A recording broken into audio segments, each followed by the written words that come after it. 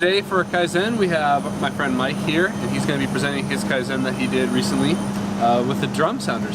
So, Mike, what was your problem? The problem was not knowing the smallest thing that you could put in there without it ricocheting. We had an incident where somebody put something small and it bounced around, broke some things. It didn't go well. Got it. So the drum sander is this machine, just so everyone knows. It's a machine in the wood shop. It's a way for us to sand bigger pieces of wood.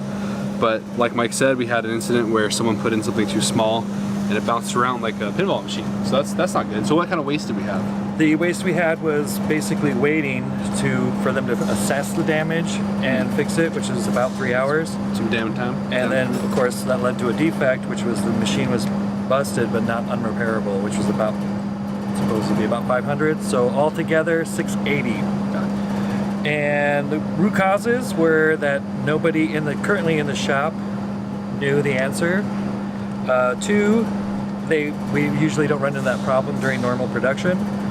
Three, there is no information in the wood shop about there's no manuals or anything on that machine. Four, maybe there is no limitation. Maybe you can put a marble in there and that was just a freak thing.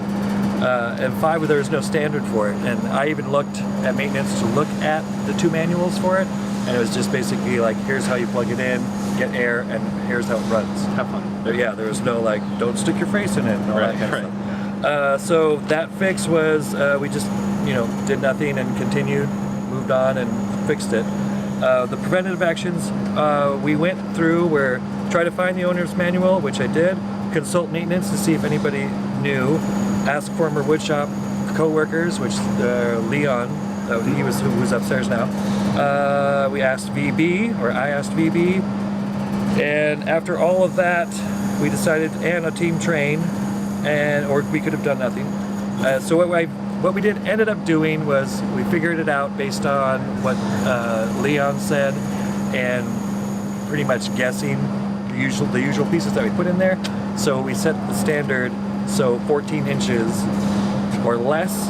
And so if you're going to the drum sander and you're not sure about your piece, there's the sign that tells you, and then this is exactly 14 inches, and it's on magnets, so you can pull it off and compare it to what you got.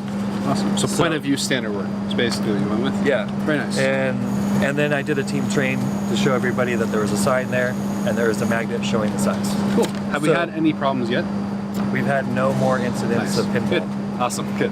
And so altogether, since basically the belts broke, nothing in the machinery broke, awesome. But they had to check everything. That's why it took the time. Yeah. We say we're going to be saving $620, so it was about $40 to figure out, to talk, to do this, to do that, blah blah blah. Cool. Awesome. Thank you, Mike.